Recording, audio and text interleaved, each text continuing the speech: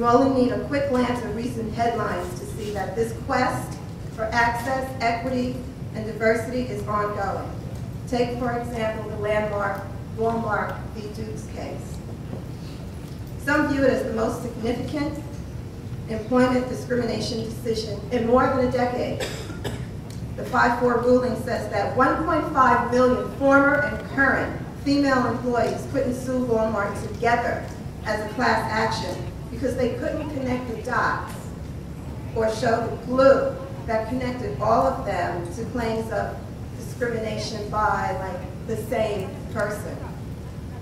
So from this point on, as I understand it, plaintiff groups who seek money damages for discrimination under the Title VII of the 1964 Civil Rights Act can only join now where they can provide this kind of evidence. Some have said that the plaintiffs didn't stand a chance in hell because job discrimination class action is a thing of the past. This is the 21st century. And discrimination is more savvy and less overt than before. It's part of the culture, and it's ingrained in the way we think. It's more difficult to trace it back to concrete approaches to decision making, but it's still insidious and harmful. Discrimination is not high tech. As one observer said, it's a sign that some of the esteemed judges on our nation's highest court need a primer in how contemporary discrimination functions. And even here in New Jersey, access and equity are being threatened as the current administration embarks on landmark health care and pension reform at the same time, putting on hold the collective bargaining rights of unions who have historically advocated for access, equity, and diversity on behalf of workers. The fallout promises to further complicate the day-to-day lives of the working middle class, all in the name of shared sacrifice. It's an interesting and unbelievable time in our country, and I wonder what my friend and yours, Dr. Martin Luther King Jr. would say about these harsh realities. Ladies and gentlemen, there is much work to be done. So much of the imbalance is a result of attitudes, perspectives from leadership on top that are closed-minded. A strong and prosperous nation secured through a fair and inclusive workplace. That's what it needs to be.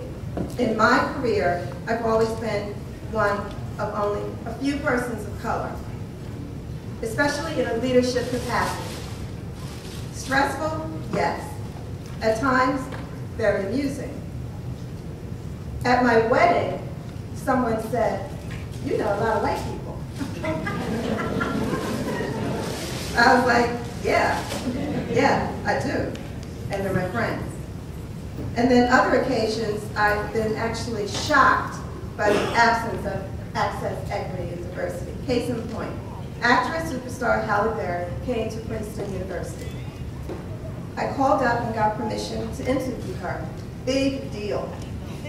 She was going to talk about issues of race and what it meant to be biracial. Big deal. I went to my news director and asked for 2 cameras as opposed to 1. I wanted to do a good job and show up with the necessary resources. He asked me who I thought I was. Oprah. I was like, yeah. He laughed and signed off on my request. And then the news producer asked me why I needed 2 cameras. And then he asked me, who was Halle Berry? I was like, what? You produce the news on a daily basis? What hole? What hole do you live in? How can you not know Halle Berry? I explained who she was, and he said, I'm sorry, never heard of her. Wow. Everybody in the newsroom just put their heads down in embarrassment for him. I never forgot about that. I mean, I know who Debbie Moore is. I know Garth Brooks. You know what I'm saying? I know about you and your culture. I respect that. Why don't you know about mine? Could it be because you see a world where diversity is meaningless? In my line of work, I have to be versatile and knowledge and cover diverse perspectives.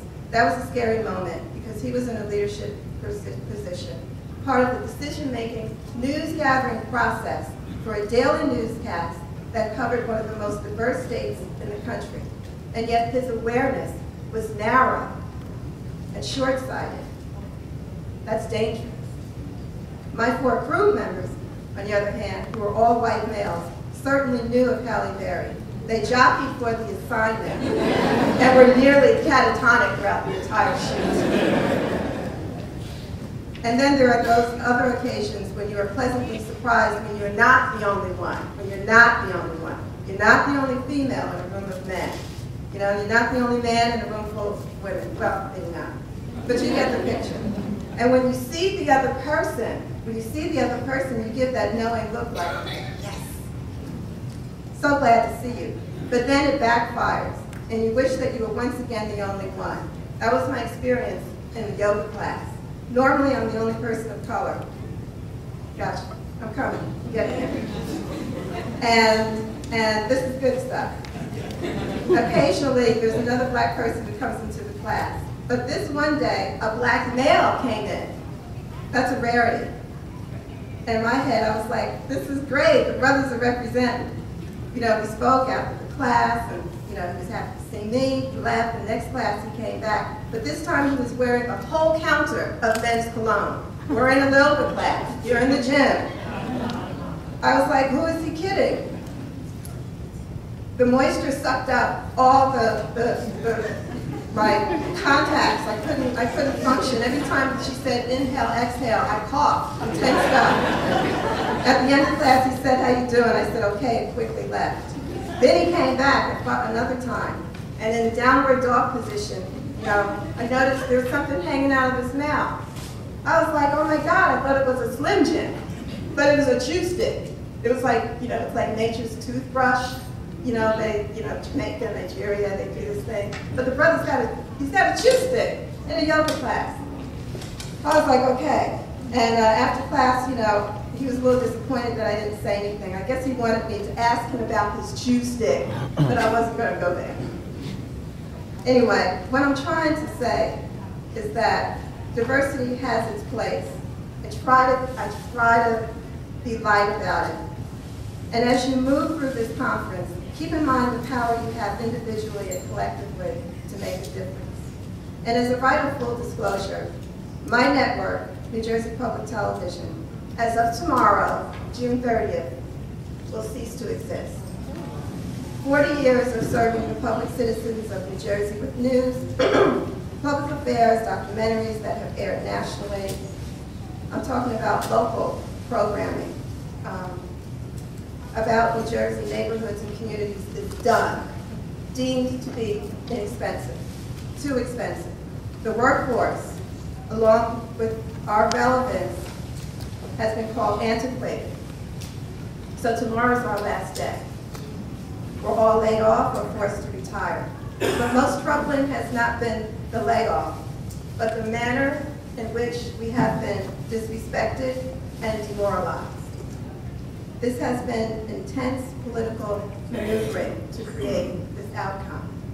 And the ideals of access, equity, and diversity have been ignored. And that's what you're up against. So much of what you are trying to correct and watchdog and advocate for is ingrained in attitudes and postures.